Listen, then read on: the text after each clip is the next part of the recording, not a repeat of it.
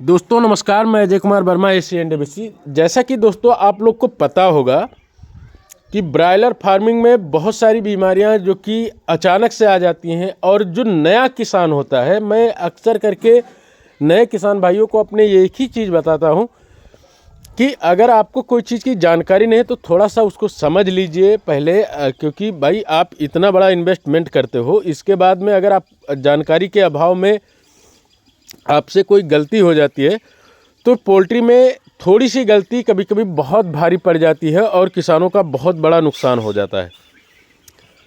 तो इसमें दोस्तों अभी हमारे पास ये 2 वीडियो भेजे गए हैं। एक में है इनका चिक्स जो है दोस्तों घुर घुर कर रहा था। ये जो आप सामने चिक्स देख पा रहे हैं ये इकट्ठा हो रहा है काफ़ी ज़्यादा संख्या में।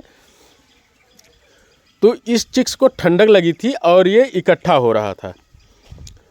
इनमें साउंड भी थी, लेकिन ये भाई साहब जो हैं एकदम नए थे तो इनको समझ में थोड़ी कम आई, इसलिए इनको ये चीज़ें समझ में न आने के कारण से ये काफ़ी ज़्यादा प्रॉब्लम में आ गए हैं। तो इनके यहाँ दिक्कत क्या हुई है वो भी मैं आपको बता दूं दोस्तों। इनके यहाँ बेसिकली बात ये होता है कि जब आपके चिक्स में नॉर्मल साउंड के बजाय कोई अदर साउंड आनी शुरू हो जाए तो आपको तुरंत समझ जाना चाहिए कि हमारे मुर्गी में कोई ना कोई दिक्कत है। जैसे मान लीजिए कि चिक्स जब दौड़ता भागता है तो उसमें एक साउंड करता है। अगर उसके साथ में कोई ऐसी साउंड दिखे जो कि छिक छिक की हो या घुरघुराहट साउंड हो, ऐसी साउंड हो, तो उसके लिए आप लोग सतर्क हो जाया करिए। मैं बता दूं दोस्तों कि इनके चूजे में अभी इनका जो चूजा हुआ है मात्र 11-12 दिन का हुआ है, और 11-12 दिन में ही इनके यहाँ सीआरडी आ गई है। और सीआरडी से अभी ये सीआरडी इतनी बढ़ गई कि सीआरडी ने कोराइजा नामक बीमारी का रूप लेने पे एकदम लेने वाली है।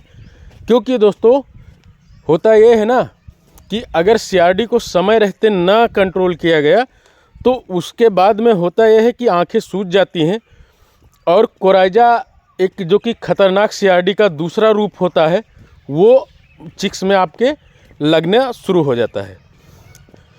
तो इसके लिए दोस्तों आप लोगों को एक दवा बताता हूँ, ट्रॉक्स करके दवा है, उसका इस्तेमाल करिए आप लोग। जो ट्रॉक्स दवा होती है दोस्तों, इसको 1 ग्राम 1 लीटर वाटर में चलाएं, या 1 ग्राम 2 किलो बॉडी वेट के हिसाब से चलाएं। इस तरह से चला करके आप अपने चूजे को बचा सकते हैं।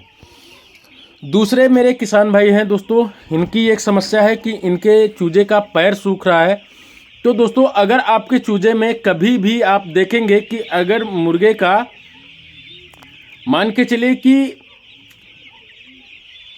अगर बीट खराब है, अगर बीट कभी भी खराब होती है यानी बीट पतली होती है, तो जाहिर सी बात है कि आपके चूजे का पैर सूखना शुरू हो जाएगा। तो दोस्तों सबसे पहले आप लोगों को अपने चूजे को ना तो ठंड लगने देना है और बूसी गीली नहीं होने देना है, क्योंकि दोस्तों ये अगर दिक्कत होगी तभी आपके चूजे का बीट जो है डैमेज होगा।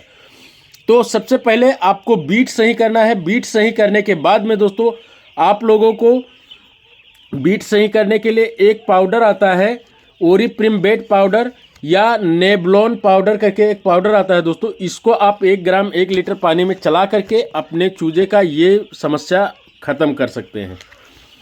आपको मैं बता दूं दोस्तों इसका यूज कैसे करना होता है। ये जो अपना नेबलॉन पाउडर होता है, इसको अर्ली मॉर्निंग के पानी में यानी सुबह के पानी में आप लोगों को इस दवा का इस्तेमाल करना है। मात्र 1 ग्राम 1 लीटर पानी, 1 ग्राम दवा लेंगे 1 लीटर पानी में। तो इस दवा को दोस्तों या तो सुबह सुबह आप लोगों को सुबह ही चलाना होगा, क्योंकि जब कोई भी दस्त की दवा होती है दोस्तों, उसको आप जितना मॉर्निंग में यूज करेंगे उतना ही ज़्यादा रिस्पांस देगा वो।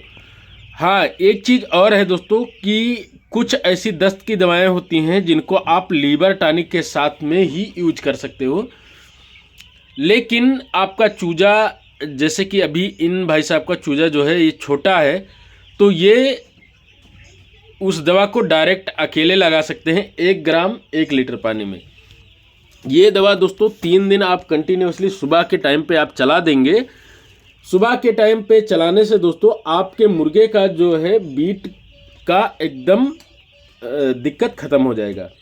इसके बाद में दोस्तों आप लोगों को मैं बताना चाहूँगा कि अगर बीट सही हो गई है और आपके मुर्गे का जो पैर है वो सूखना बंद नहीं हो रहा है, तो उसके लिए आप लोगों को ओस्टो कैल्शियम करके एक दवा आती है, ओस्टो कैल्शियम।